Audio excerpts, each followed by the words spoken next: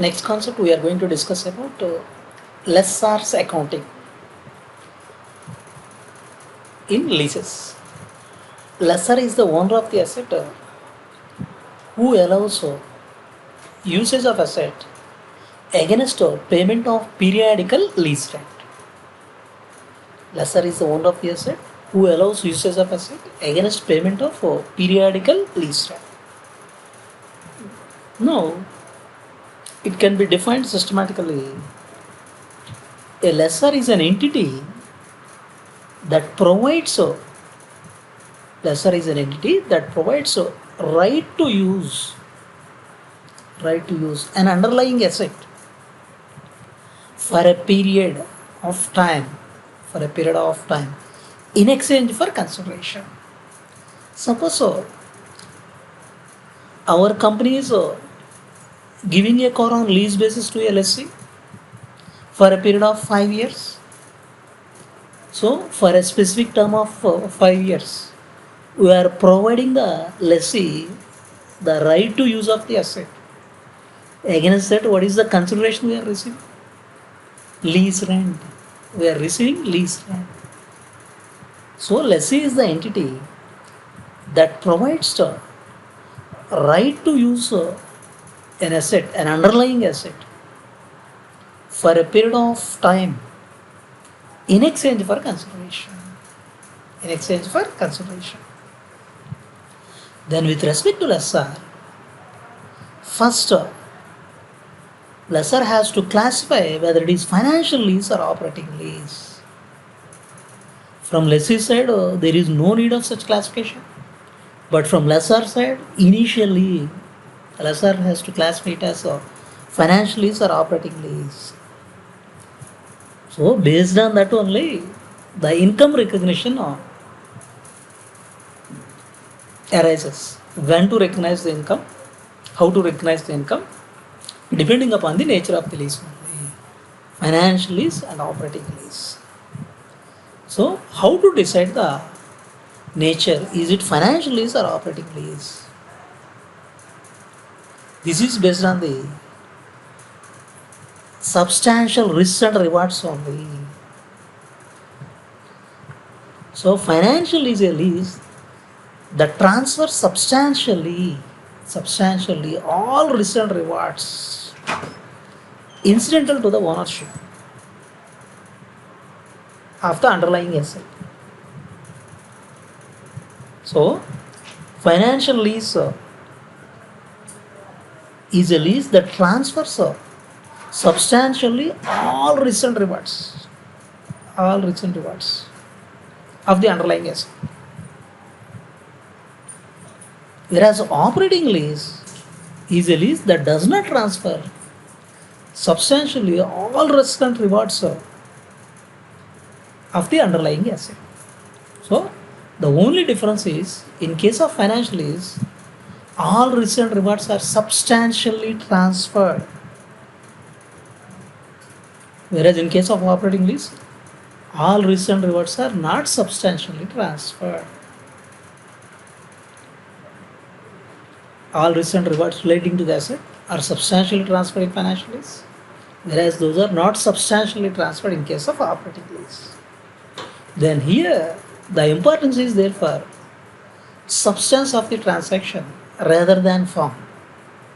So substance over form, we have to check. Now, the Ind AS 116 specifies a number of examples for classifying a financial lease or operating lease. It specifies a number of examples like ownership.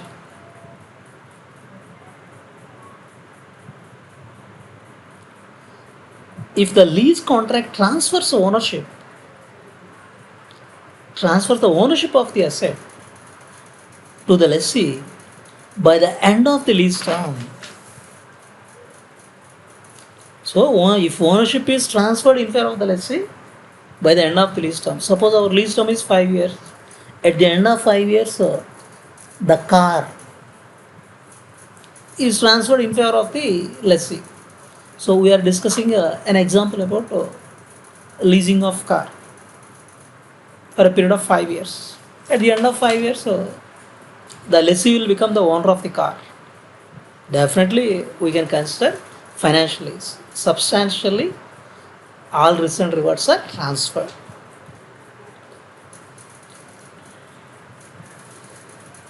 Next one, lease term.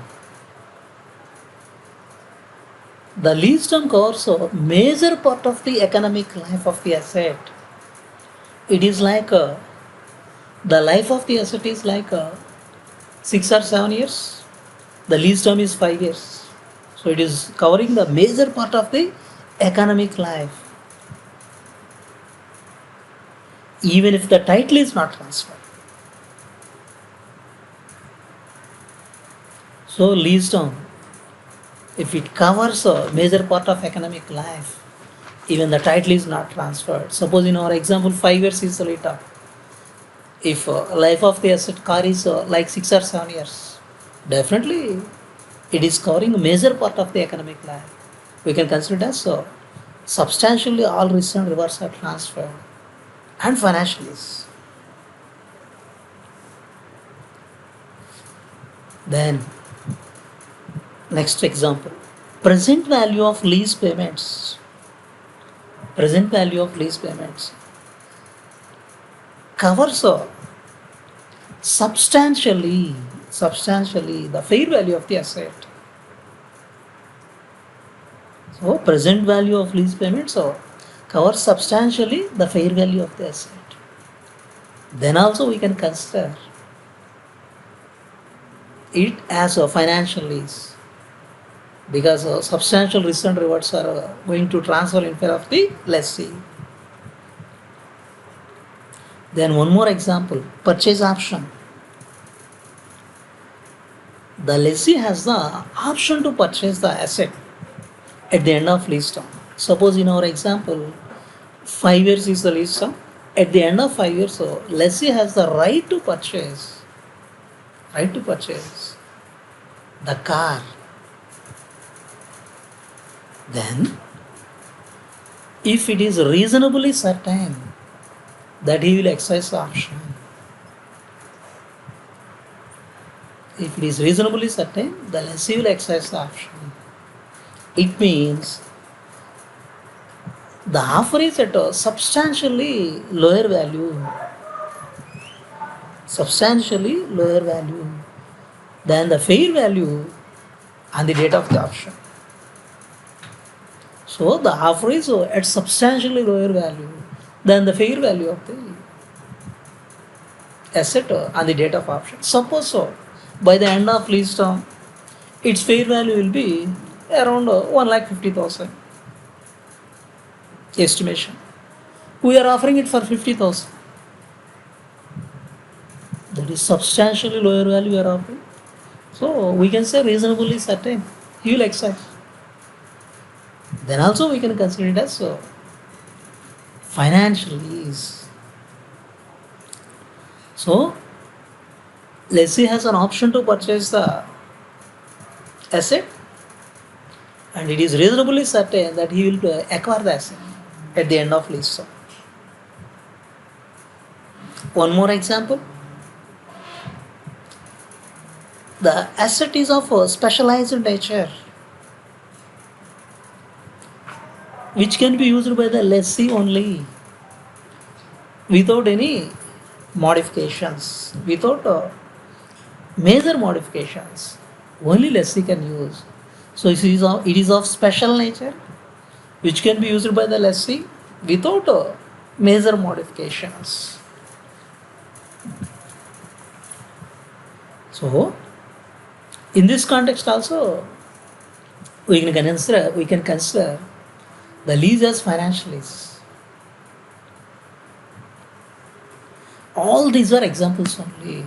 These are just like similar to even in a previous accounting standard also similar criteria will be considering. So more or less similar points are covered here. Then few more examples we can consider. Like loss on cancellation. Loss on cancellation. If lessee cancels the lease, then who will be losing? Lessee cancels the lease means lessor will lose. And if the lease agreement provides, the losses of the lessor will be borne by the lessee. So loss on cancellation. If lessee cancels the lease and any loss arises, that loss has to be borne by the lessee. Then we can say it is a financial lease. One more example, option to extend the lease. Now here in our example, our primary lease period is for 5 years. Lessee has an option to extend it for 3 more years.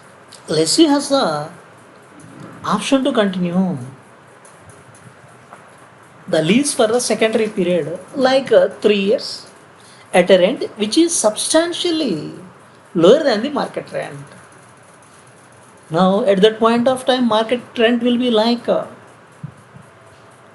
50,000 per annum, but it is offered at 20,000 only. Then we can say it as financial lease. Then one more example we can discuss. If the residual value of the asset fluctuates, if residual value increases, that is gain to the lessor. Residual value decreases, that is loss to the lessor.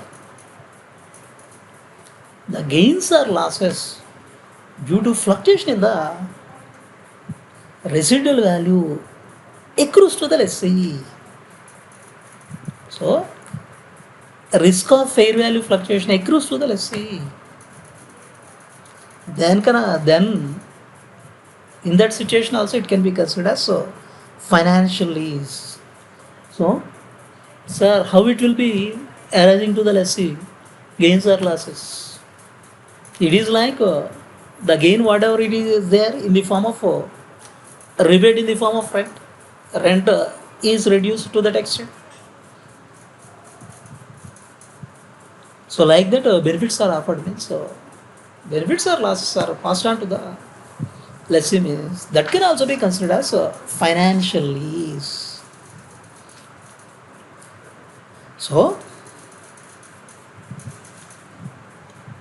initially lessor has to classify a lease as financial lease or operating lease. When the substantially all the risks and rewards transfers in favor of lessee, then it is called as financial lease. Substantially all risks and rewards are not transferred relating to the asset, then that is considered as operating lease. But the term substantially all has not been defined by Ind AS 116. So it has not been defined by Ind AS 116. Substantially all, it is not defined in Ind AS 116. Then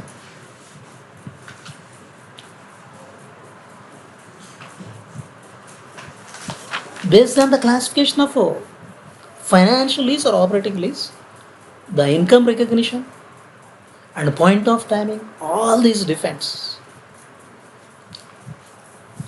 Then, okay, after considering all these points, it is considered as a financial lease. How to account for a financial lease? With respect to lessor,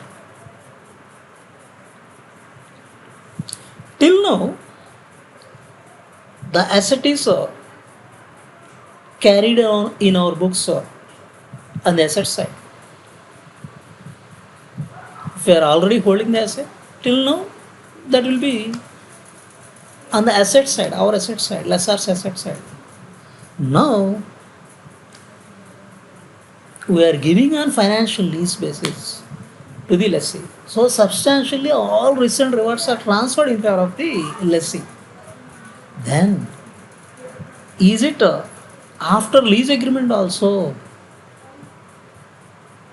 are we in substance owner? Is it the lessor is in substance owner? No. Thereby we have to de-recognize the carrying amount of the underlying asset. So till now it is carried at 5 lakhs rupees. The asset is carried at 5 lakhs rupees in our books. Now we have to de-recognize the carrying amount of the asset.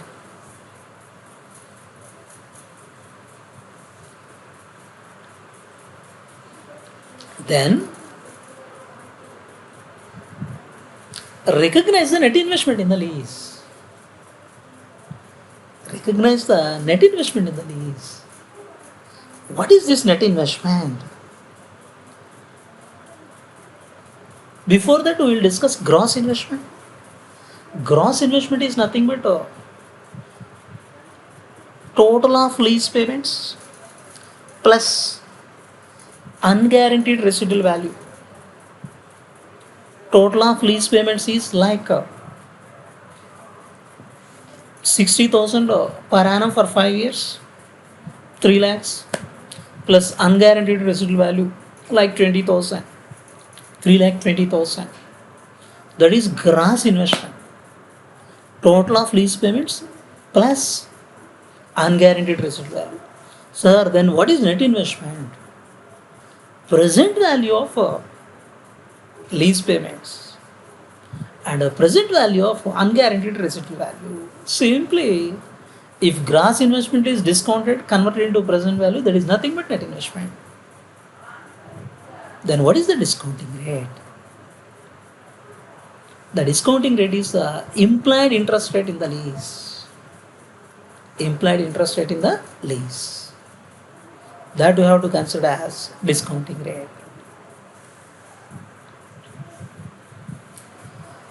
So, with respect to financial lease, while accounting, lessor has first to de-recognize the carrying amount of the asset, underlying asset, then recognize the net investment in the asset, net investment in the lease, net investment in the lease. What is this net investment? Before that, we will discuss gross investment.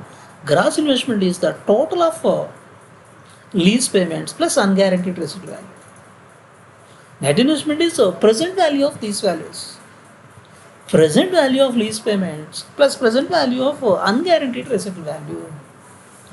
The discounting rate is nothing but implied interest rate in the lease. Then with respect to lessor accounting, initial measurement and subsequent measurement.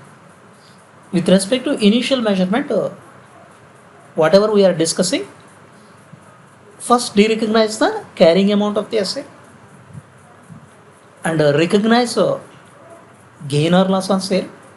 Gain or loss on sale.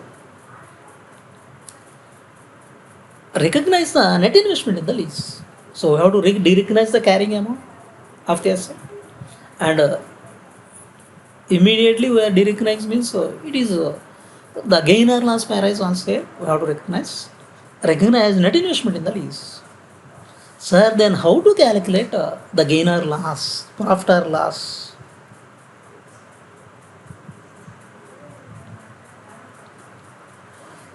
So, the way of calculating the profit or loss, we have to compare two elements. One is present value of lease receivables.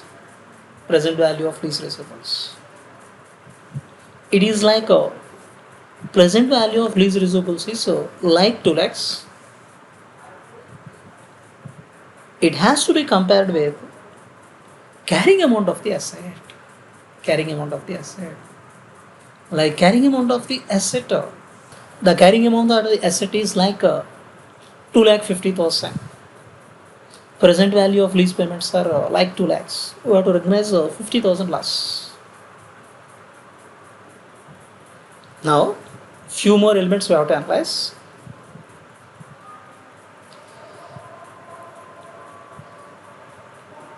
Present value of lease receivables are like 2 lakhs, but not exceeding the fair value of asset we have to consider. Present value of lease receivables, but not exceeding the fair value of the asset. If it is like fair value of asset is like 2,20,000, we have to consider present value of lease receivables 2 lakhs only. It is like present value of lease receivables are 2 lakhs, but fair value of the asset is like 1,75,000 only. We have to consider 1,75,000 only. Present value of lease receivables not exceeding fair value of the asset. Now the other element to be compared, carrying amount of the asset less present value of unguaranteed residual value. It is like carrying amount of the asset is 2,50,000. Present value of unguaranteed residual value is like 20,000. Then we have to consider 2,30,000 only. Present value of lease receivables 2 lakhs. Carrying amount adjusted for present value of unguaranteed residual value 2,30,000. 30,000 is the loss. So the two elements to be compared are present value of lease receivables to be compared with carrying amount of the asset. The additional factors to be considered, present value of lease receivables not exceeding fair value of asset. Carrying amount of asset less present value of unguaranteed residual value. We have to compare these two. From that we have to judge profit or loss on this particular transaction. On sale you can consider. This is about initial measurement. Next, subsequent measurement. Okay, initially we measured like this. What about subsequent measurement? Periodically, at the end of every period, we have to measure. In case of subsequent measurement, the lease rent, whatever it is there, we have to recognize it as financial income using a implicit rate of interest.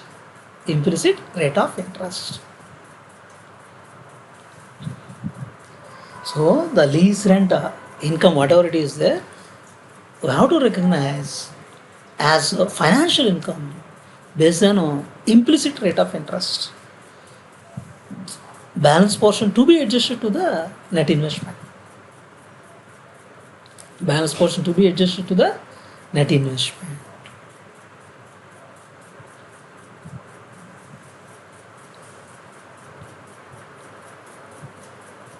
So it is like net investment is like 2 lakhs.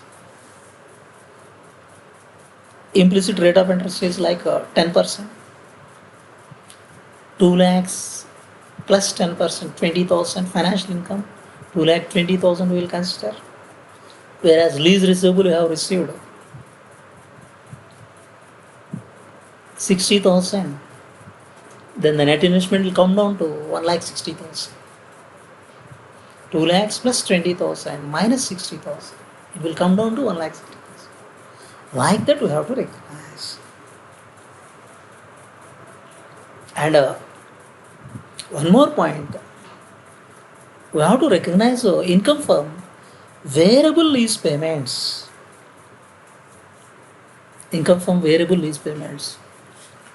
Which are not included in net investment.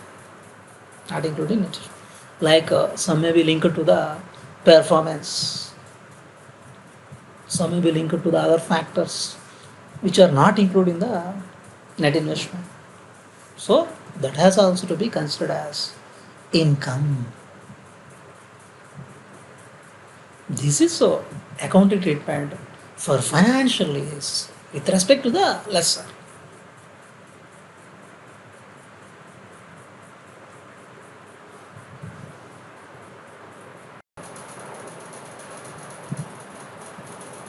Next, write down lessor accounting. Within that, first describe lessor. Take side heading lessor. Lessor is an entity that provides the right to use of an underlying asset, the right to use of an underlying asset to the lessee.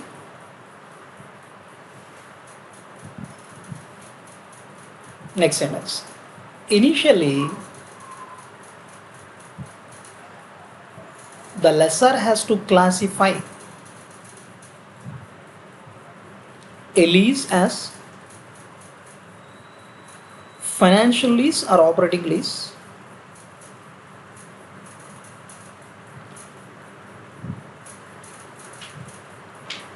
Right, next sentence. Financial lease is a lease that transfers substantially all recent rewards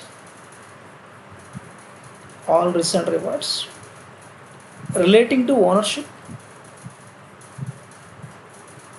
of the underlying asset. Next sentence. Operating lease is a lease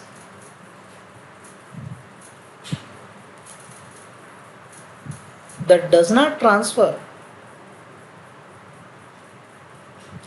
substantially all recent rewards relating to ownership of underlying asset.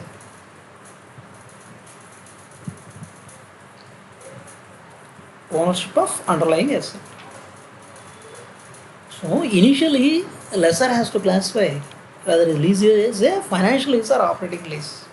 With respect to lessor, the basic classification is to classify as financial lease or operating lease. In case of financial lease, the recent rewards are substantially all recent rewards are transferred. In case of operating lease, substantially all recent rewards are not transferred. That is the basic criteria. Here we have to check the substance, not the form. Substance over form principle has to be kept in mind while classifying a financial and operating lease. Then go for next chart. Write down the chart. Lessor hyphen financial lease. Bifurcate into 4 branches. First one, gross investment. Gross investment consists of lease payments plus unguaranteed residual value. So the lease payments receivable and unguaranteed residual value, this is gross investment. So in gross investment, write lease payments receivable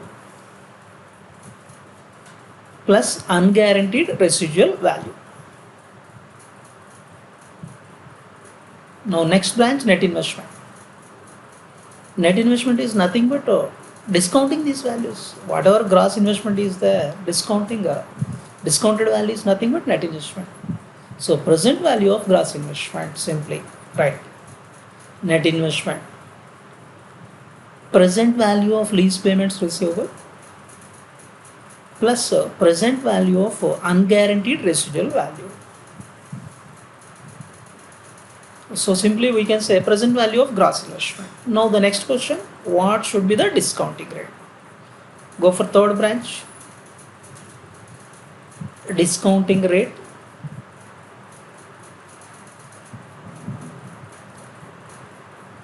hyphen interest rate implicit in the lease. In case of lessee, discounting rate, if interest rate implicit in the lease is available, we will take interest rate implicit in the lease. If it is not available, we will take incremental borrowing rate of lessee will take. Here there is no such criteria. Stride only one discounting rate. Interest rate implicit in the lease discounting rate. Then fourth bifurcation. Initial direct cost. Initial direct cost. Include in the initial measurement of net investment. So if any initial direct costs are there, include them in the initial measurement of net investment. Then with respect to financial lease, initial measurement we have to write down, and subsequent measurement we have to write down. Starting with the initial measurement. So take a chart heading financial lease, 2 branches, initial measurement, subsequent measurement. First branch, initial measurement. Right steps. De-recognize the carrying amount of the asset.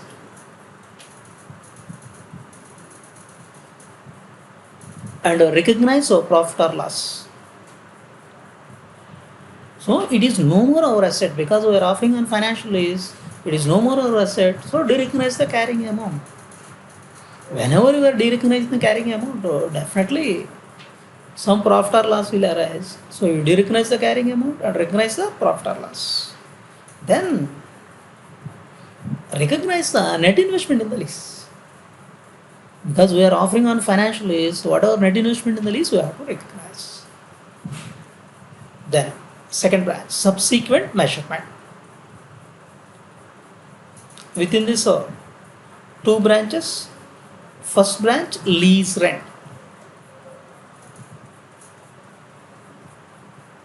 Lease rent. Within lease rent, go for 2 branches.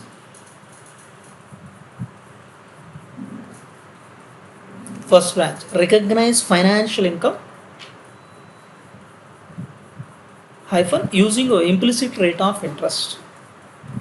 So whatever net investment in the lease we are recognizing, with that we have to apply the implicit rate of interest, and we have to recognize the financial income. So whatever implicit rate of interest is there, at that rate we have to recognize the financial income. Beyond that we are receiving, suppose 10 lakhs is the net investment in the lease, 10% is the implicit rate of interest, 1 lakh you recognize the financial income. If you are receiving 1,50,000, remaining 50,000 you have to adjust to the net investment. Second bifurcation, balance portion hyphen to be adjusted to net investment. So the lease rent 2 parts, recognizing financial income at implicit rate of interest, and balance portion to be adjusted to net investment. Now subsequent measurement, second branch. So here we analyzed about lease rent. Lease rent includes fixed payments, in substance fixed payments, variable payments that are linked to an index or rate. Others are not included. Other variable payments are not included. So now we have to recognize here. Second branch, recognize income from variable lease payments. Variable lease payments within brackets that are not included in net investment. That are not included in net investment. So if any variable lease payments are there which are already not considered, that we have to consider now. Now the next point to be noted is only one point. In case of initial measurement, we are de-recognizing the carrying amount of asset and recognizing profit or loss. Whenever the asset is de-recognized, we have to recognize the profit or loss. The calculation of profit or loss.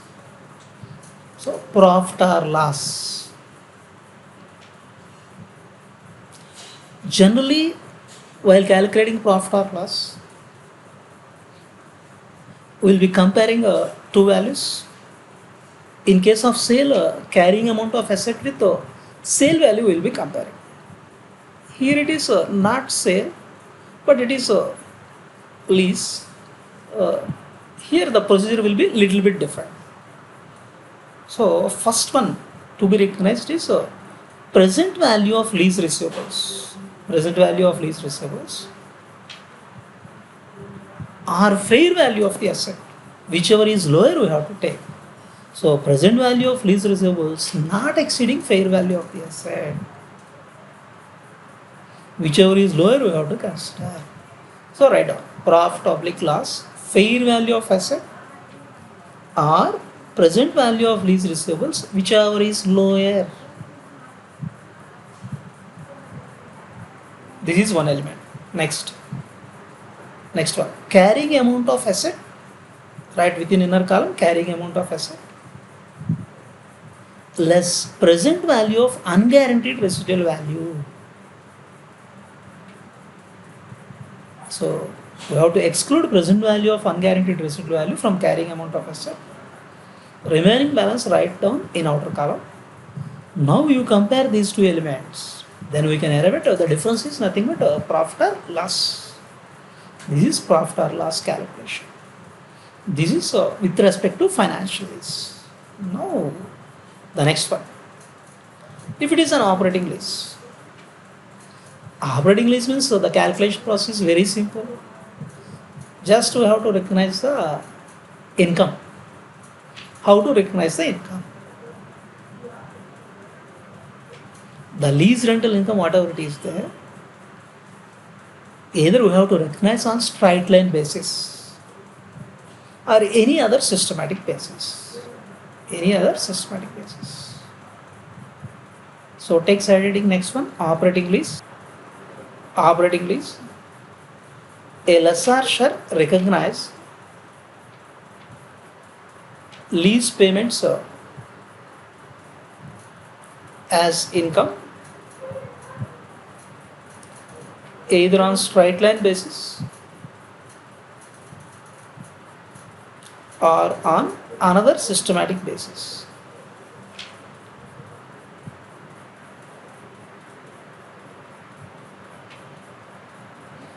So either on straight line basis or other systematic basis you have to consider. Right, next point. So in addition to that, if any variable lease payments arise,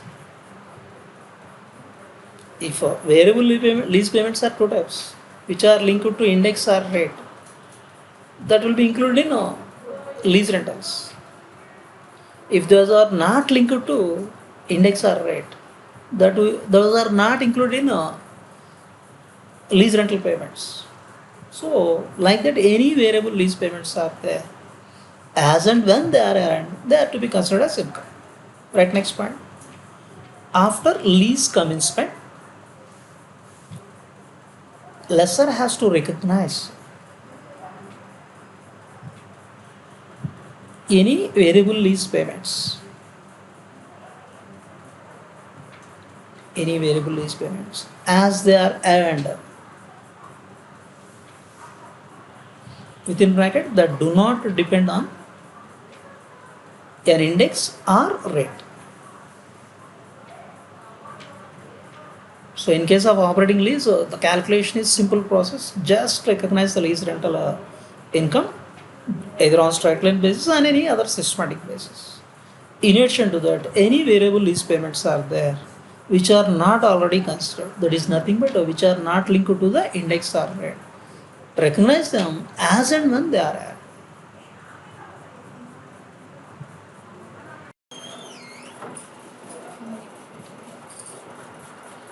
Next, we'll move on to problem number 11.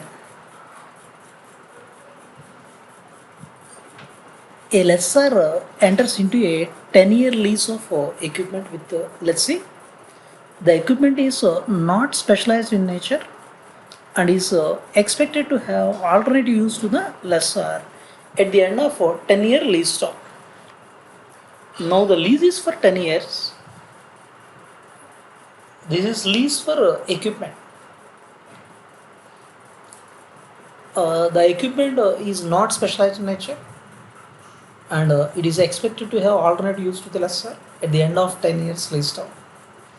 Under the lease, lessor receives annual payment of 15,000 payable at the end of the year. So annual lease rent payable by the lessee 15,000 at the end of each year. lessor expects a residual value of the equipment to be 50,000 at the end of 10-year lease term. So residual lease value 50,000 expected by the lessor. Lessee provides a residual value guarantee that protects lessor from the first 30,000 of loss for a sale at a price below the estimated residual value at the end of the lease term. Lessee provides a residual value guarantee that protects lessor from the first 30,000 of loss for a sale at a price below the estimated residual value at the end of the lease term. So, lessor is expecting a residual value of 50,000. Lessee is providing guarantee for 30,000 only. So, 30,000 is guaranteed residual value.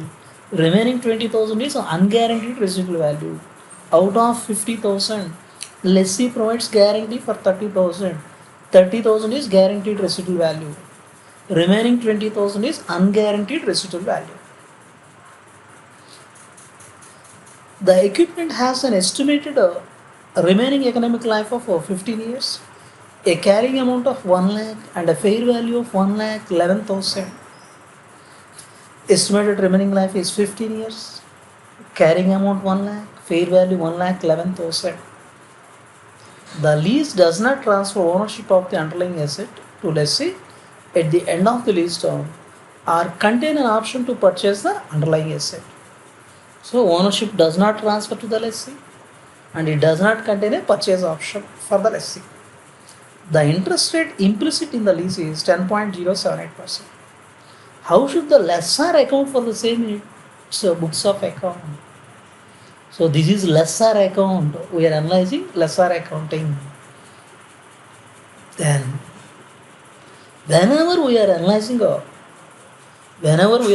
lessor accounting, first we have to decide, first we have to judge whether it is a financial lease or operating lease. From lessee point of view, there is no such categorization. But from lessor point of view, whenever we are analyzing, the first point is we have to judge whether it is a financial lease or operating lease. There is no direct indication whether it is a financial lease or operating lease. Then the only point we have to check whether the substantial risk and rewards are transferred. Substantial risk and rewards are transferred or not, we have to check. So, with respect to lessor, the first point to be analyzed is whether it is operating lease or financial lease. If the substantial risk and rewards of underlying asset are transferred, then it is considered as financial lease. If substantial risk and rewards of underlying asset are not transferred, then it is considered as operating lease. So, here it is not specified directly whether it is a financial lease or operating lease. Now, we have to calculate a present value of lease payments, whether it covers a substantial portion of the asset value or not, we have to check. If it is covering substantial portion of asset value, we can consider it as a financial lease. Now we will go back to the given facts once again. The lease is for 10 years, lease of equipment, and at the end of 10 years, lessor has alternate use with this lease rent payable by the lessee 15,000 at the end of each year. Residual value lessor expects 50,000. Out of that, 30,000 is the guaranteed residual value by the lessee, and remaining 20,000 is unguaranteed residual value. Life of the asset 15 years. Now the lease is for 10 years. Carrying amount of the asset 1 lakh and a fair value of the asset is 1 lakh 11,000.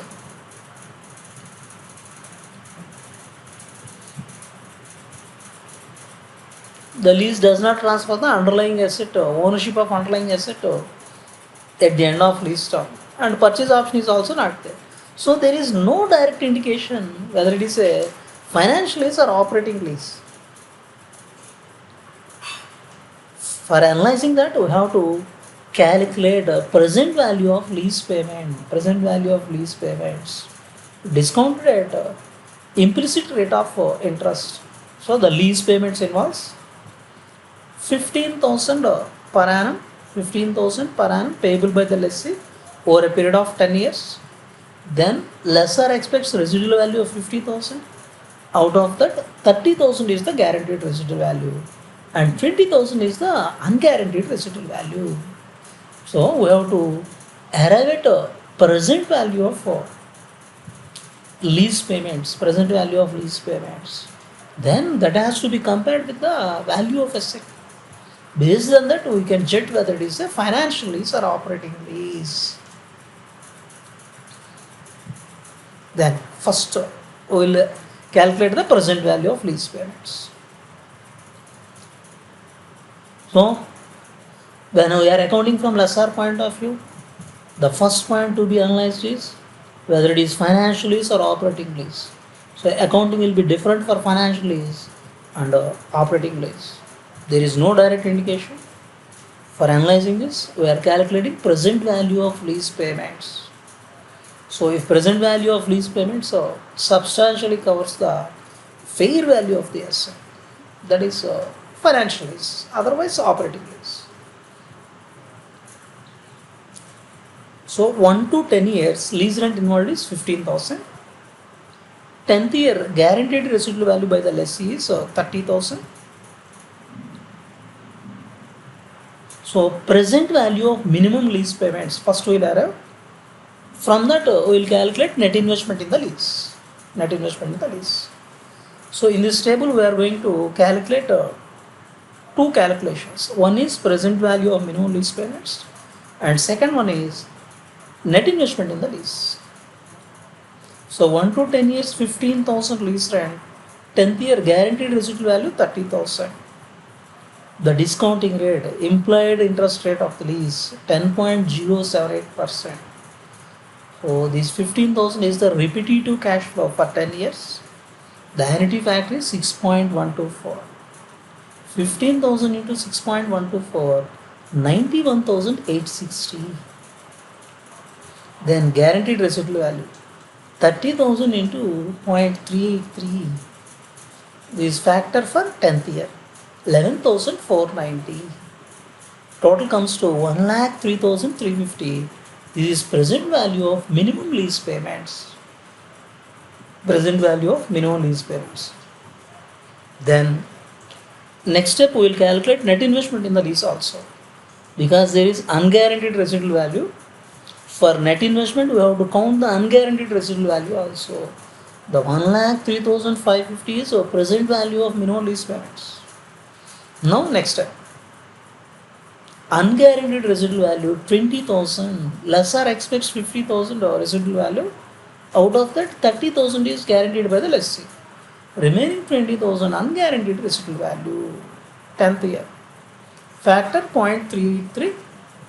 20,000 into 0.383 is 7,660. 1,11,010. We can round off to 1,11,000. This is the net investment in the lease. Present value of minimum lease payments are 1,03,350. Net investment in the lease is 1,11,000. Now, whether this present value of lease payments, covers a substantial portion of fair value of the asset or not, we have to check. If they are covering substantial portion of the asset, substantial portion of fair value of the asset, then it will be financial lease. Otherwise, it will be operating lease.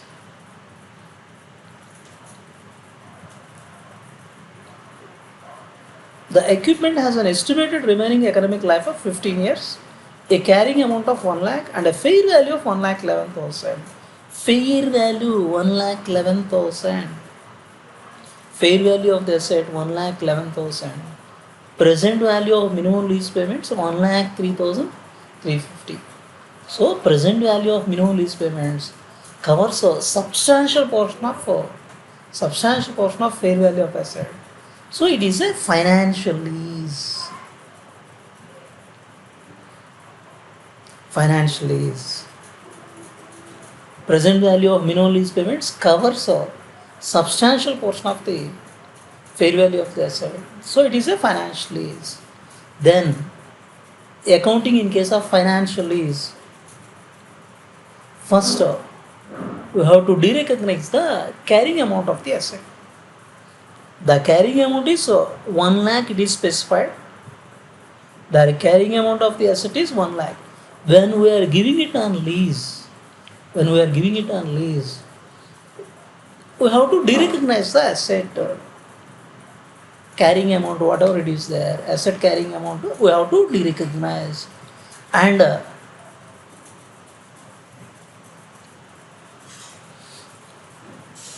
we have to recognize the profit or loss. Now, we have to derecognize the carrying amount of the asset and recognize the net investment in the asset.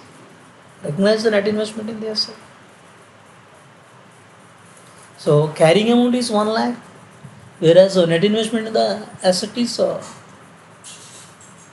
1 lakh 11,000. So we have to derecognize 1 lakh and we have to recognize 1 lakh 11,000. In this process, we have to recognize the profit or loss. Whether the profit or loss, whatever it is there, we have to recognize. Then how to calculate the profit or loss? So comparing the fair value of the asset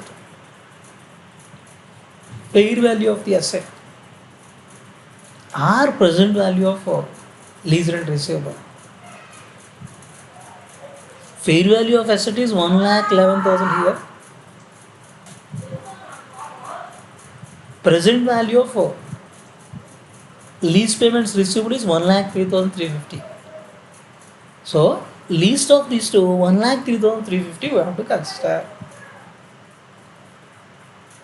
It should be compared with the carrying amount of the asset. Adjusted for unguaranteed residual value. Present value of unguaranteed residual value. So I am repeating. Whenever financial is involved, the accounting involves, so derecognize the carrying amount of the asset. Recognize the net investment in the asset. Net investment in the lease. In this process,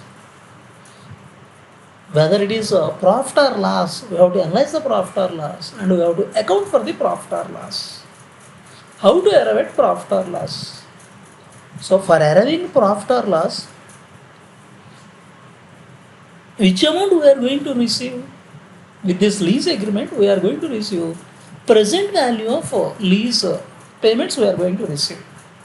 Present value of lease payments not exceeding fair value of the asset. In this context, 1,03,350. Fair value 1,11,000. Least of those two, 1,03,350 we have to consider. This is receivable for us. Then the carrying amount of asset is 1 lakh. So while derecognizing the carrying amount, 1 lakh we have to derecognize. Against that 1,03,360 we are going to receive. Then for this carrying amount of 1 lakh, we have to adjust present value of unguaranteed residual value.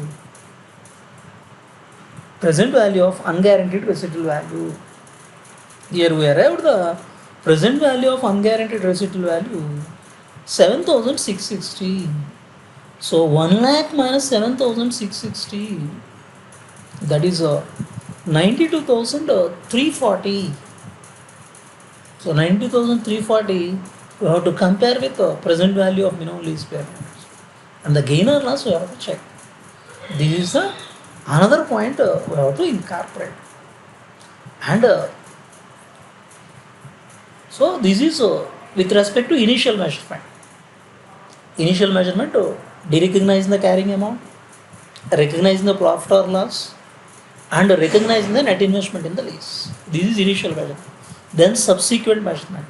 So we have made net investment in the lease 1,11,000. Against that, periodically we have to recognize 10.078% as income, financial income or interest income. Beyond that, whatever we are receiving, so 15,000 every period you are receiving.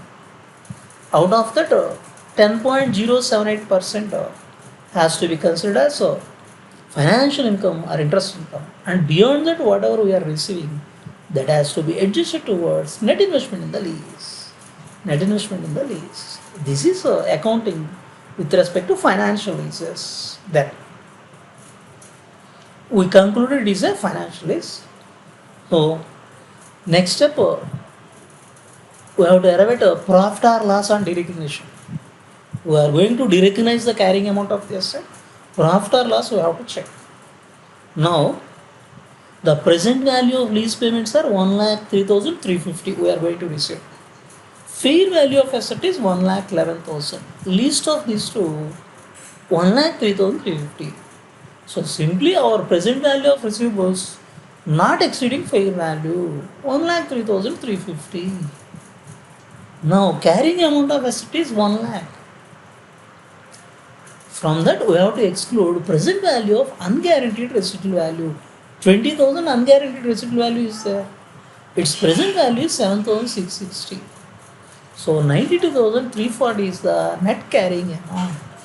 So carrying amount minus present value of unguaranteed residual value. Net carrying amount is 92,340. Against this, we are going to receive 1,03,350. So 11,010. Round off to 11,000. This is profit on derecognition. Profit on derecognition. For this, we will record an entry. We have to derecognize the asset. We have to recognize the net investment in the lease. And we have to recognize the profit. So net investment in the lease, 1,11,000. Net investment in the lease account data, 1,11,000. To asset account, 1 lakh. To P&L account, 11,000. So net investment in the lease, we are creating an asset, 1,11,000. To asset account, we are derecognizing 1 lakh. To P&L account, profit 11,000. Now, initial measurement is over. So, here it is not specified whether it is a financial lease or operating lease. Thereby, first we calculated in first table we calculated present value of minimum lease payments and net investment in the lease. Present value of minimum lease payments, discounting it implicit rate of interest in the lease. So 10 years lease rent of 15,000, guaranteed residual value of 30,000. By discounting them, 1,03,350 is the present value of minimum lease payments. Then unguaranteed residual value 20,000 we have discounted, and total comes to 1,11,000. This is net investment in the lease. Then fair value of asset 1,11,000. Present value of minimum lease payment 1,03,350. As it covers substantial portion of the fair value of the asset, it is financial lease. Financial lease with respect to initial measurement, derecognize the carrying amount of asset, recognize net investment, and consider profit or loss on derecognition. So we calculated a profit of 11,000. Now we have written the entry. Net investment in the lease account data 1,11,000. To asset account 1 lakh. To P&L account profit 11,000. Initial recognition is over. Subsequent measurement. Initial measurement is over. Subsequent measurement. So we have to calculate the interest income at implicit rate of interest. Financial income or interest income for every period. And the receipt in addition to that has to be adjusted to the net investment in the lease. So over a period of 10 years, we will calculate the net income, interest income. 5 columns we are taking here. Net investment at the beginning, interest at 10.078%, lease rent receipt, net investment at the end. Year 1, net investment 1,11,000. Interest at 10.078%, implied interest in the lease 11,186. Whereas lease rent receipt 15,000. So it is as simple as we are giving a 1,11,000 rupees loan to another person. 1,11,000 rupees loan to another person. Instead of giving amount, we are giving 1,11,000 rupees worth of asset to the other person. So for that, we are considering the interest for the financial assistance provided by us. We are considering the interest 10.078%, 11,186. Whereas lease rent received is 15,000. Net investment 1,07,186. That is 1,11,000 plus 11,186 minus 15,000. 1,07,186. Second year beginning 1,07,186. Interest of 10.078%, 10,802. Interest income, lease rent receipt 15,000. So net investment at the end 1,02,988. 1,07,186 plus 10,802 minus 15,000. 1,02,988. Third year beginning 1,02,988 is the net investment. Interest income 10.078%, 10,379. Lease rent receipt 15,000. Net investment at the end 98,367. That is 1,02,988 plus 10,379 minus 15,000, 98,367. Fourth year beginning net investment 98,367. Interest income at 10.078%, 9,930. And lease rent receipt of 15,000. Net investment at the end 93,280. 98,367 plus 9,930 minus 15,000. 93,280. Fifth year beginning 93,280 is the value. Interest income 10.078%, 9,401. Lease receipt 15,000. Net investment at the end 87,681. 93,280 plus 9,401 minus 15,000. 87,681. Sixth year beginning value 87,681. Interest income 10.078%, 8,836. Lease rent receipt 15,000. Net investment at the end 81,517. 87,681 plus 8,836 minus 15,000, 81,517.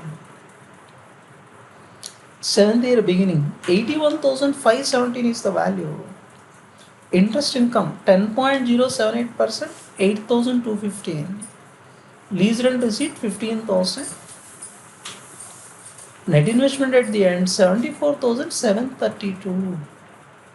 That is 81,517 plus 8,215 minus 15,000, 74,732. Eighth year beginning 74,732. Interest income at 10.078%, 7,531. Lease rent receipt 15,000. Net investment at the end 67,263. 74,732 plus 7,531 minus 15,000. 67,263. Then ninth period beginning 67,263 value. Interest income 10.078%, 6,779. Lease rent receipt 15,000. Net investment at the end 59,042. That is 67,263 plus 6,779 minus 15,000, 59,042. 10th year beginning 59,042. Interest 10th year last year we have to take it as balancing figure 5,958. Lease rent is 15,000 and net investment at the end comes to 50,000. That is the residual value of the asset, guaranteed or unguaranteed, total 50,000. The balance will be the same 50,000 residual value. This is interest income calculation. So every period we have to recognize this interest income in the lesser goods. First year 11,186, second year 10,802. Amount beyond this interest income, whatever received, recent we are receiving 15,000. Out of that 11,186 is towards interest. 15,000 out of that 10,802 is towards interest. Remaining we have to adjust towards the net investment in the lease.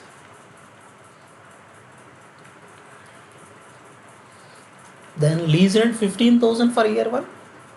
Interest income 11,184.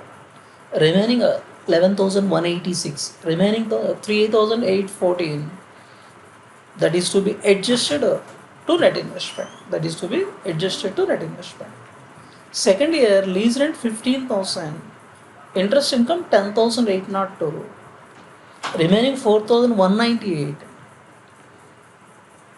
Amount to be adjusted to the net investment. Like this, for 10 years period, we have to adjust like this. Here I have given only for 2 years. Same way you have to do for 10 years. Now the accounting entry.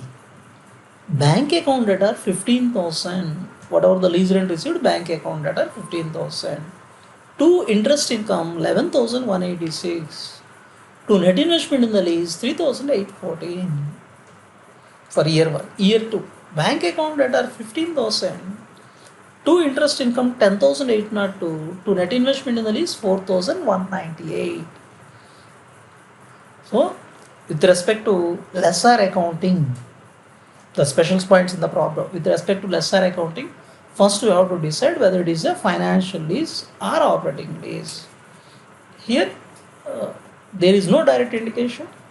So, for analyzing it, first we are supposed to calculate present value of minimum lease payments. That we are at 1,03,350. And within the same table, net investment also, in the lease also we calculated 1,11,000. Then fair value of asset 1,11,000. Present value of minimum lease payment covers a substantial portion of the asset. So it is a financial lease. In case of financial lease, initial measurement, we are giving a asset on lease. So it is no more our asset. We have to recognize the carrying amount. Then net investment in the lease we have to recognize as the asset. And in this process, profit or loss we have to calculate on recognition of asset. That we have to recognize. We have to recognize the profit or loss. So we calculated profit on recognition 11,000. So entry we have written net investment in the lease 1,11,000. To asset account 1 lakh. To P&L account 11,000. So initial measurement is over. Subsequent measurement, we have to calculate interest income for each year at a implicit rate of interest. So the schedule we have prepared for interest income and we calculate the interest income. And a lease rent received in addition to interest income has to be adjusted to the net investment in the lease. That is subsequent measurement. So first year 15,000 lease rent we received. So after excluding interest income, balance is 3,840. This is to be adjusted to net investment. Second year, 15,000 we received. After adjusting interest income, 4,198 has to be adjusted to the net investment in the lease. The accounting entry is bank account data to interest income to net investment in the lease. This is lesser accounting with respect to financial lease. So similar entries we have to pass for all the 10 years.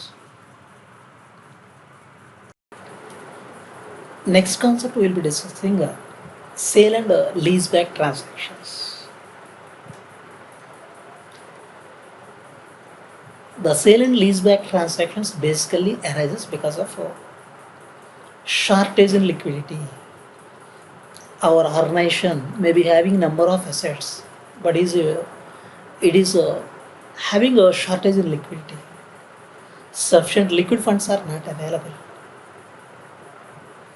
In such situations, an entity may go for sale and leaseback transaction. Suppose an entity is in a shortage of working capital funds. It has lot of assets. It has lot of assets. Out of that, it want to clear one factory building which is worth of 50 crores, which is worth of 50 crores. With that, it want to fulfill its cash crunch or shortage in liquidity. Now it has sold the factory building, but for continuing its work, it is taking it on lease back. So it sold the factory building because of shortage of funds. Now once again it has taken it on lease basis back for continuing its operations. So like this, sale and lease back transactions may arise. Sale and lease back transactions may arise. So sale and leaseback transaction involves a transfer of an asset, in our example factory building, by an entity to another entity, and a leaseback of the same asset by the seller. Sale and leaseback transaction involves transfer of an asset by an entity, seller, to another entity, buyer, and leaseback of the same asset by the seller. Then how to account for this particular sale and leaseback transactions? The basic point here to be analyzed is whether it satisfies the performance obligation of transfer of control of asset. It satisfies the performance obligation of transfer of control of asset. If control of asset is passed on to the buyer, definitely the transaction has to be accounted as a sale. Definitely the transaction has to be accounted as a sale, and further transaction has to be considered as lease. If the control of asset is not passed on, then it has to be considered as a financing transaction only. If control of asset is passed on, then it is to be considered as sale, and further transaction lease back. If control of asset is not transferred, then it has to be considered as financing transaction only. Then how to account for sale and leaseback transactions in lessee's books? Sale and leaseback transaction in lessee's books. One way we are selling the asset. So when we are selling the asset, is there any additional finance? We have to check. In sale and leaseback transaction only, we have to check whether any additional finance is involved or not. Then how to check, sir? How to compare the sale proceeds with fair value of the asset? If sale value is 50 crores, fair value is also 50 crores, there is no additional finance. Sale value is like 50 crores, whereas fair value is like 45 crores. There is additional finance of 5 crores. So the first point is whether there is any additional finance involved or not to be checked by comparing sale value of asset with the fair value of the asset. If additional finance is involved, then the lease payment, whatever it is there, it has to be bifurcated into two parts. Payment towards additional finance, payments towards lease proportionately. If additional finance is involved, payment relating to additional finance and payment relating to lease has to be segregated proportionately with respect to lease. Then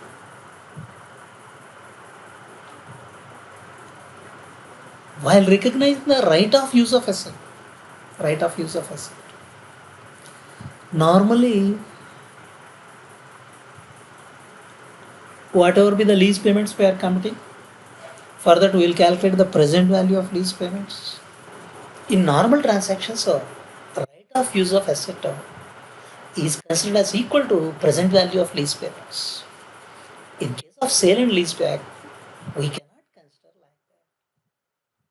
So, right of use of asset has to be considered proportionately only, not the entire amount of present value of lease payments. Sir, then in which proportion we have to take? So, present value of lease payments in the proportion of carrying amount of the asset to the fair value of the asset. If it is carried in our books, what is the carrying amount? Then what is the fair value of the asset? In that proportion, we have to recognize. If present value of lease payments is like 12 lakhs, carrying amount of the asset is like 16 lakhs, fair value of the asset is like 30 lakhs.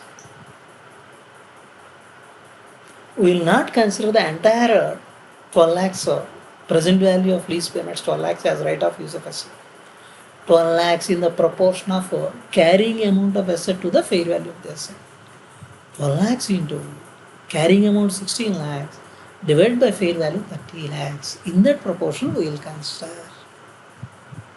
Then we are selling an asset means we have to consider the gain or loss we have to consider. Suppose carrying amount of asset is like 16 lakhs, fair value of asset is like 30 lakhs. That 14 lakhs difference will be considering it as gain. But in case of sale and lease back, we cannot consider the entire 14 lakhs as gain. If fair value is like 30 lakhs, carrying amount is like 16 lakhs, 14 lakhs will be considered it as gain. But in case of sale and lease back, we cannot consider the entire portion of 14 lakhs as a gain. Once again, we have to consider proportionate gain only. Sir, this gain to be considered in which proportion? So, the gain has to be segregated as a gain relating to the right of use of asset retained. We sold the asset and we got it back. So, right of use of asset is there. And a gain relating to the right transferred. So, right of use of asset is there, right transferred is there. So, two parts we have to bifurcate. Gain relating to the right of use of asset retained, whereas gain relating to the right transfer. Then, out of 14 lakhs, in our example, 14 lakhs is the gain. Out of that, how much we have to segregate? That is in the proportion of present value of lease payments to the fair value of the asset. Present value of lease payments to the fair value of the asset. It is like 14 lakhs gain into present value of lease payments of 12 lakhs divided by fair value of the asset like 30 lakhs. So 14 lakhs into 12 lakhs divided by 30 lakhs. This 12 lakhs relates to the right of use of asset retained. So this 14 lakhs into 12 lakhs divided by 30 lakhs, that is gain arrived into present value of lease payments divided by fair value of the asset. That portion to be related to the gain relating to the ROU retained, right of use of asset retained. Remaining portion of gain has to be considered as gain relating to the right transfer. Right transfer. So this is what we have to consider. This is what we have to consider. So in case of sale and leaseback transaction, the accounting with respect to the lessee or seller is critical part. Lessee or seller is very critical part. First step, we have to find out the additional finance by comparing sale proceeds and fair value of the asset. If any additional finance is there, then we have to segregate the lease payments relating to additional finance and pure lease payments proportionately. Then right of use of asset, normally it is equal to present value of lease payments we will take. Here we cannot consider like that. So proportionately only we have to consider.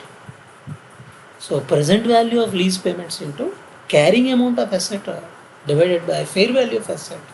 In proportion of carrying amount to fair value of the asset, we have to recognize. Then gain on sale of asset. Difference between fair value of asset and a carrying amount gain on sale of asset. In normal transactions, we will be considering entire gain. In case of sale and leaseback, this has to be bifurcated into two parts. Gain relating to ROU retained, gain relating to right transfer. So gain relating to ROU retained by the seller or lessee. How to consider this part? Whatever the gain is there, gain into proportionately. Gain into present value of lease payments divided by fair value of the asset. That proportion has to be considered. Gain relating to the ROU retained. Remaining part has to be considered as gain relating to the right transfer. This is accounting of sale and leaseback transactions with respect to lessee. Then what about lessor? Simply writing an entry. He is acquiring an asset. Asset account debtor. If any additional finance is there, financial asset account debtor to bank. From lessor side, simple entry. He is acquiring asset account debtor. If it involves any additional finance, financial asset account debtor to bank. This is from lessor side.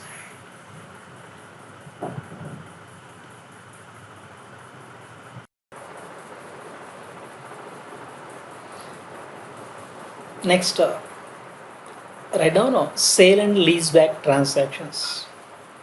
Text heading sale and leaseback transactions.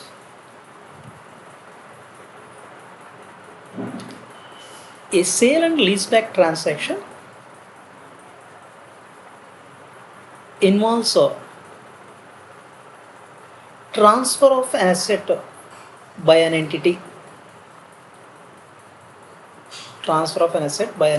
Hyphen seller within brackets lessee to another entity hyphen buyer within brackets lessor,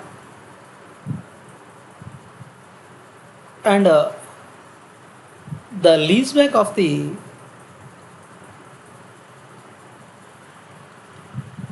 same asset by the seller.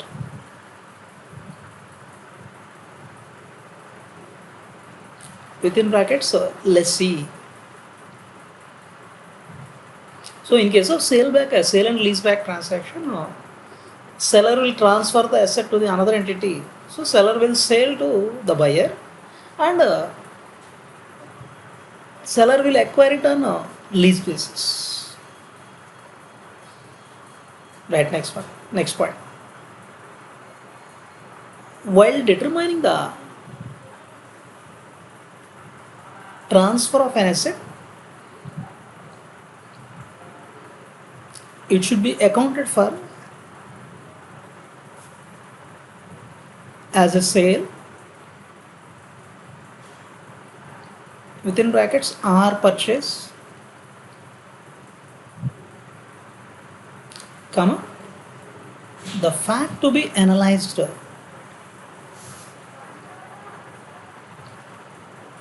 is the entity satisfies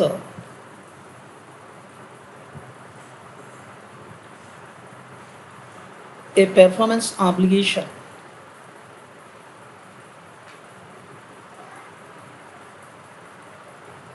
by transferring a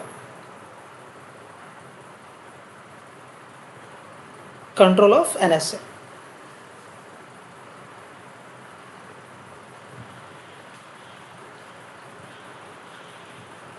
So while analyzing whether it is a sale or not, the only fact we have to analyze the transfer of control happened or not.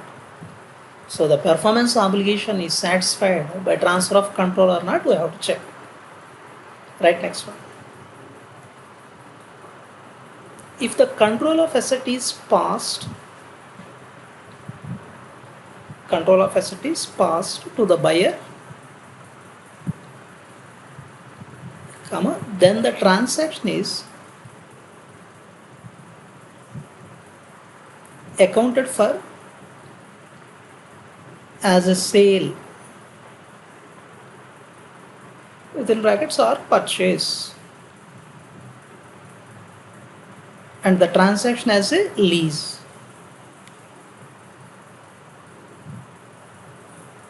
Right, next sentence. If control is not passed to the buyer,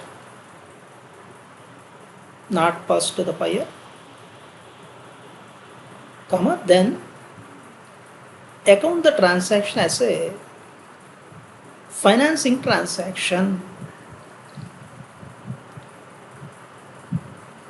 So in case of sale and lease back transaction, seller will transfer the asset to the buyer, and once again they will acquire on lease basis.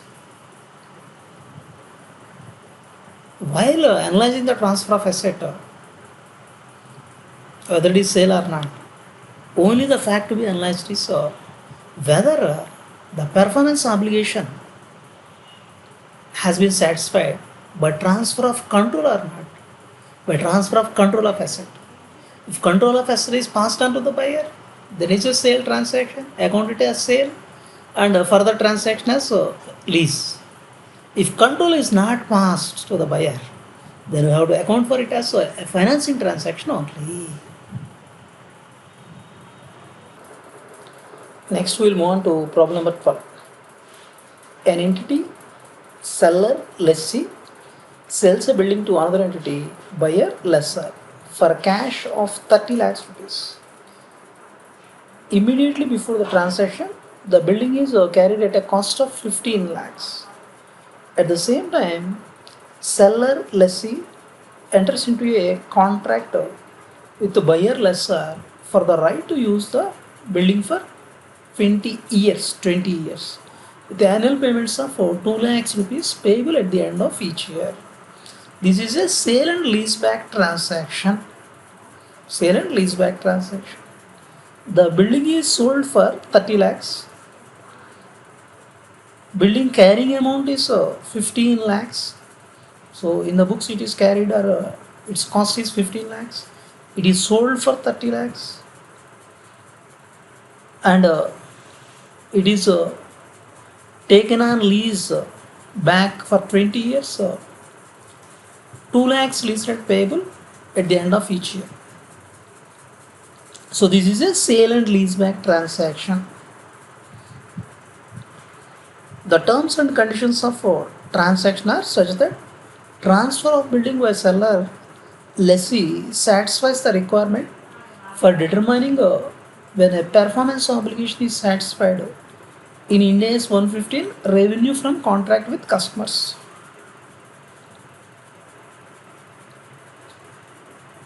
The fair value of the building at the date of sale is 27 lakhs.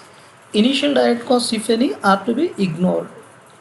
The interest rate implicit in the lease is 12% per annum, which is readily determinable by the seller lessee.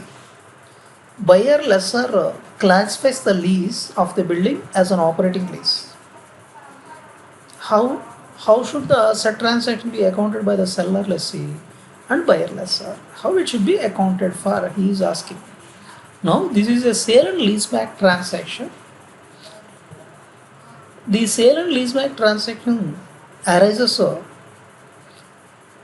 generally because of the liquidity shortage of liquidity.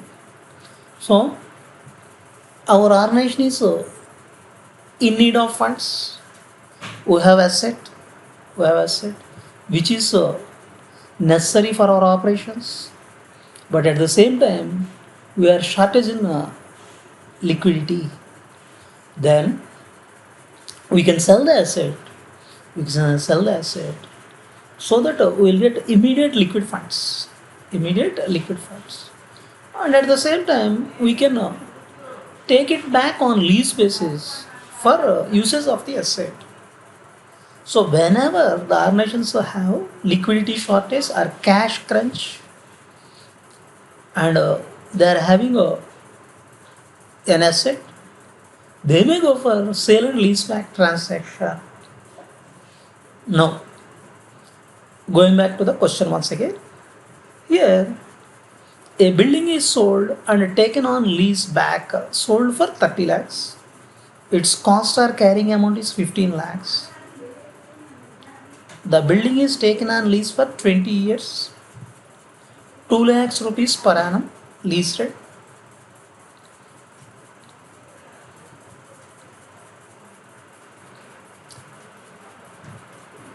And the fair value of the building is 27 lakhs. Initial direct costs to be ignored. Interest rate implicit in the lease is 12% per annum. Then, how to account for the transaction? In the books of seller, lessee, and buyer, lessor. Here, we are selling the asset for 30 lakhs, whereas the fair value of asset is 27 lakhs. Generally, sale and leaseback transaction may involve some financial assistance also. Whenever the sale value of asset is in excess of fair value of asset, suppose fair value of an asset is 20 lakhs, it is sold for 20 lakhs, there is no financial assistance provided. If it is sold for more than 20 lakhs, more than fair value, then the financial assistance is involved. Financial assistance is involved. Suppose the asset fair value is 20 lakhs, it is sold for 25 lakhs. Then the 5 lakhs financial assistance is provided. 5 lakhs financial assistance is provided by the buyer. This is one way of providing financial assistance. In such situation, whatever the annual lease payment is there, that has to be segregated into two parts. Payment towards financial assistance provided, payments towards lease, so pure lease payments.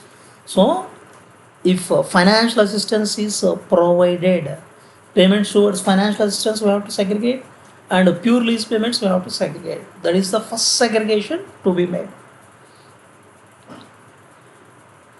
And while considering a gain on sale also, normally whatever be the gain, entire portion will be considering it as gain.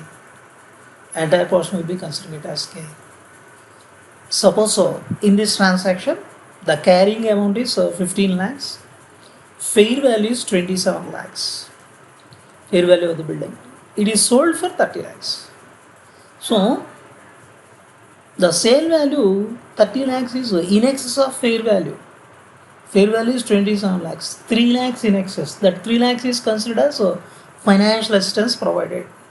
Then the difference between fair value 27 lakhs and carrying cost 15 lakhs, 12 lakhs rupees is considered as a gain in normal circumstances. But here we cannot consider the entire 12 lakhs as gain because it is a sale and leaseback transaction. We have to segregate out of that some portion as a gain on sale. Now one by one. First one, in case of seller lessee books, in case of seller or lessee books, what is the additional finance provided? First we have to analyze. The fair value asset is 27 lakhs. It is sold for 30 lakhs. 3 lakhs is the additional finance provided by the buyer. So in the form of sale and leaseback transaction, 3 lakhs additional finance is provided. Next one, present value of lease payments we have to calculate. Present value of lease payments. So 2 lakhs we have to pay over a period of 20 years and involved discounting rate is 12%. From that we can arrive at a present value of lease payments. To that extent we will create a financial liability. Now the segregation is out of the present value of lease payments, the financial assets provided has to be adjusted. Additional finance provided. Remaining portion has to be considered as present value of pure lease payments. Present value of pure lease payments. Now we'll move on to solution part.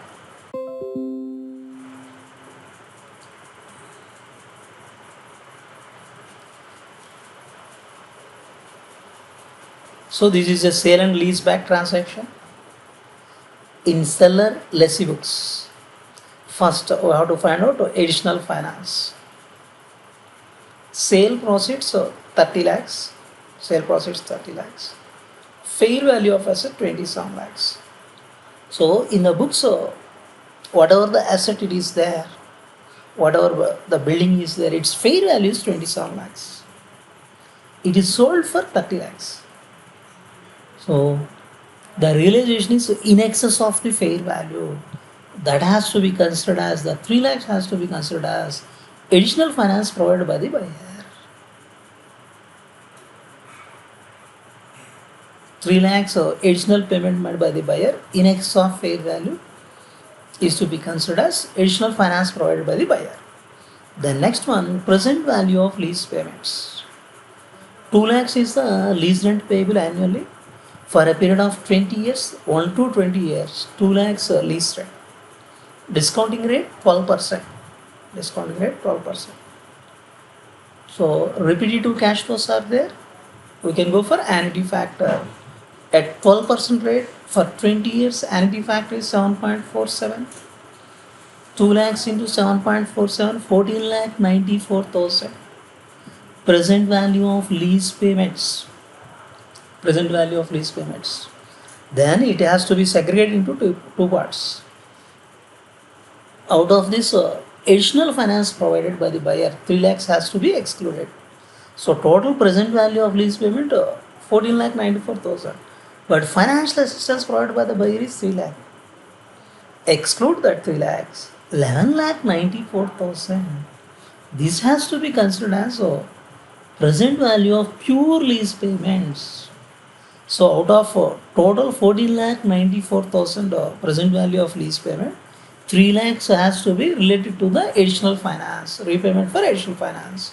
Whereas 11 lakh 94,000 has to be considered as present value of pure lease payments.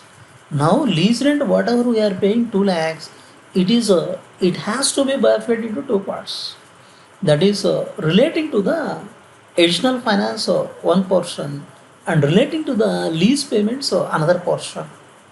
So the 2 lakhs has to be segregated in the ratio of 3 lakhs and 11 lakh 94,000. So additional finance is 3 lakhs.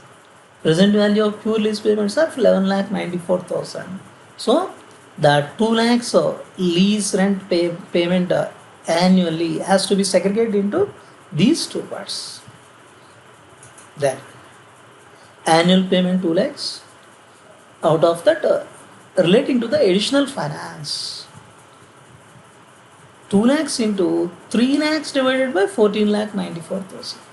So total present value of lease payment 14 lakh 94,000. Out of that 3 lakhs relates to the additional finance. 2 lakhs into 3 lakhs divided by 14 lakh 94,000. 40,160. Relating to the lease. 2 lakhs into 11 lakh 94,000 divided by 14 lakh 94,000. So present value of pure lease payments 11 lakh 94,000, whereas present value of lease payments are 14 lakh 94. So out of 14 lakh 94,000, pure lease payments are 11 lakh 94,000. 2 lakhs into 11 lakh 94,000 divided by 14 lakh 94,000. 1 lakh 59,840. Then annual lease payment of 2 lakhs by segregating into two parts. Relating to additional finance 40,160. Relating to lease payment 1 lakh 59,840. This is the segregation. This is the segregation. Now, present value of pure lease payments 11 lakh 94,000.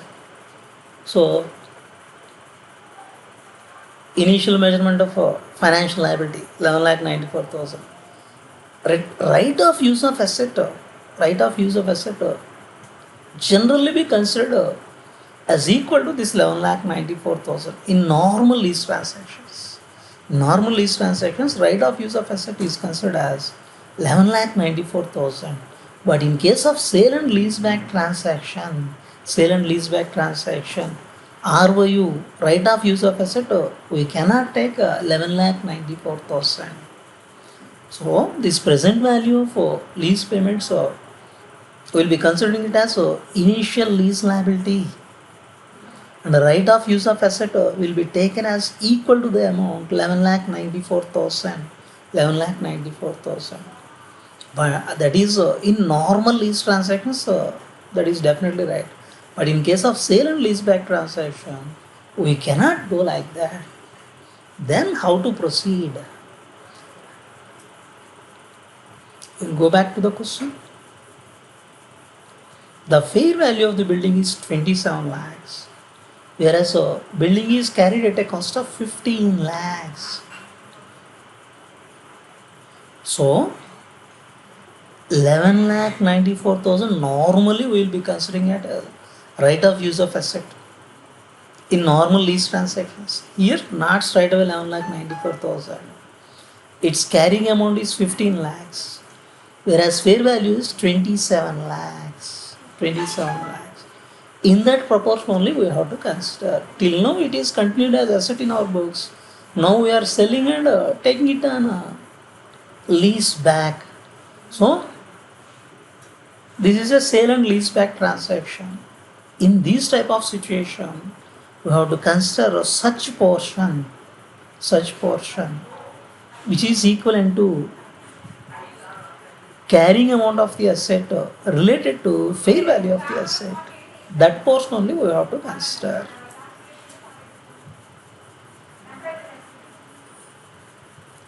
So carrying amount of the asset 15 lakhs, fair value of the asset 27 lakhs.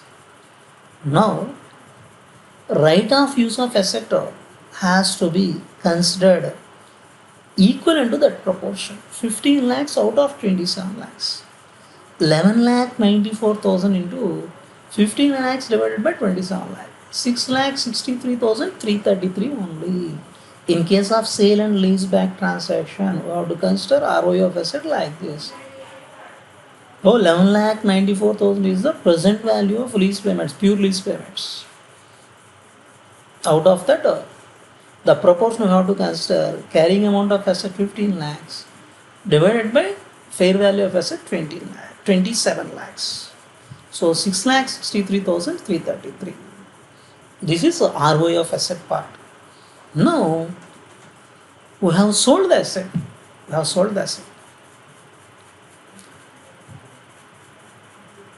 Asset carrying cost is 57 lakhs.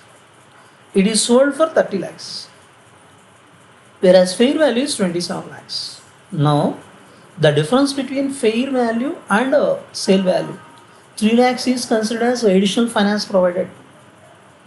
So, the amount of sale value in excess of fair value, 3 lakhs rupees is considered as additional finance. Now, asset carrying cost is 15 lakhs, fair value 27 lakhs. This 12 lakhs we can consider it as a gain on sale.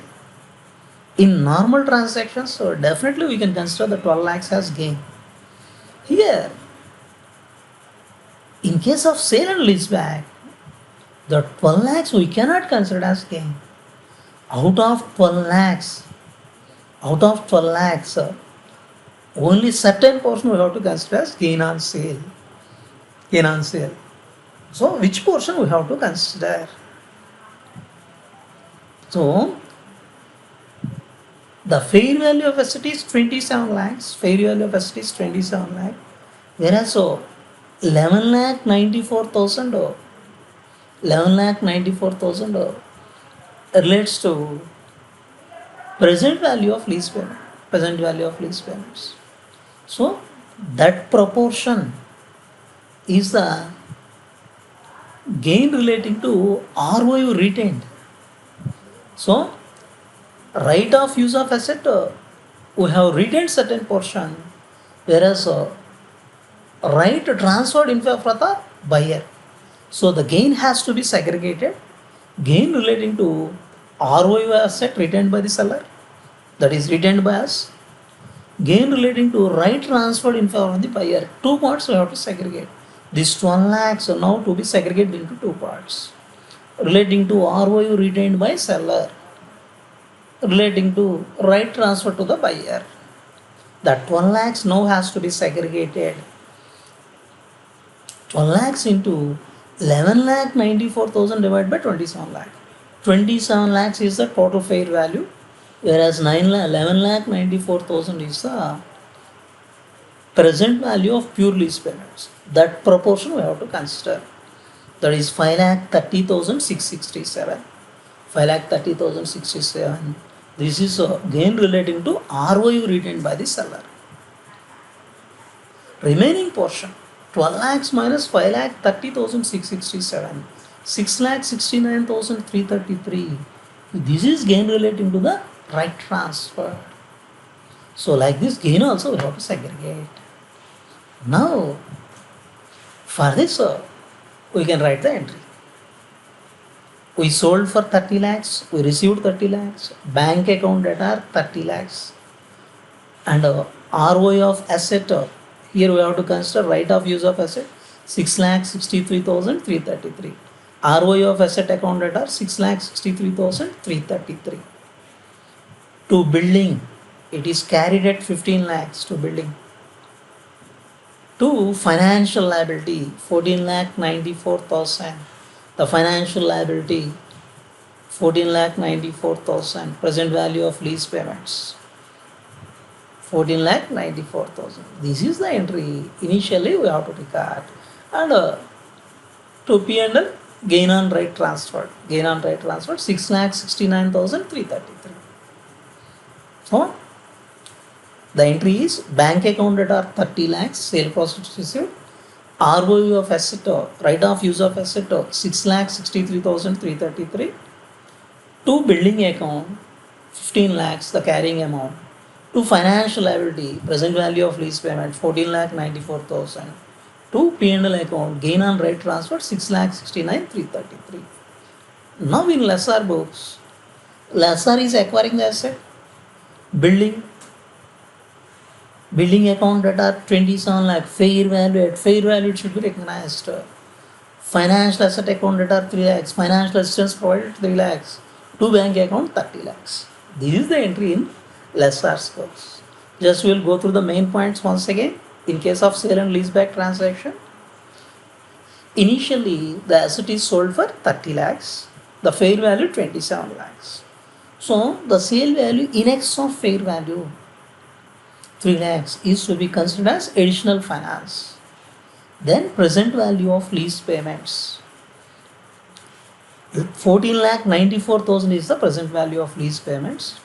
Out of that 3 lakhs has to be considered as additional finance, and remaining 11 lakh 94,000 has to be considered as present value of pure lease payments. Now this segregation, this 3 lakhs and 11 lakh 94,000 ratio, we have to segregate the annual payment. Annual lease payment is 2 lakhs. The 2 lakhs in the ratio of 3 lakhs and 11 lakh 94,000. 2 lakhs into 3 lakhs divided by 14 lakh 94,000, 40,160. 2 lakhs into 11 lakh 94,000 divided by 14 lakh 94,000. 1 lakh 59,840 is towards payment relating to lease. Then present value of pure lease payment 11 lakh 94,000. Generally, this entire amount this is initial lease liability. The same thing we will be considering it as ROU asset. Sale and lease back, we cannot consider 11 lakh 94,000 entire portion as right of use of asset. Now, carrying amount of asset is 15 lakhs. Till now, it is carried on in our books at 15 lakhs, and fair value is 27 lakhs. So 11 lakh 94,000 relates to the fair value of 27 lakhs. Now, in our books, it is carried at 15 lakhs. In that proportion, we have to consider 11 lakh 94,000 into 15 lakhs divided by 27 lakh. 6 lakh 63,333. This is a right of use of asset. Then, gain on sale of asset. Carrying amount 15 lakhs. Fair value 27 lakh. Gain 12 lakhs. In normal transactions, normal sale transaction, entire 12 lakhs will be considering it as a gain. In case of sale and lease back, entire 12 lakhs cannot be considered as a gain. This has to be segregated into two parts. This 12 lakhs has to be segregated into two parts. So gain relating to ROU retained by the seller or lessee. Gain relating to right transfer to the buyer. Two portions we have to segregate.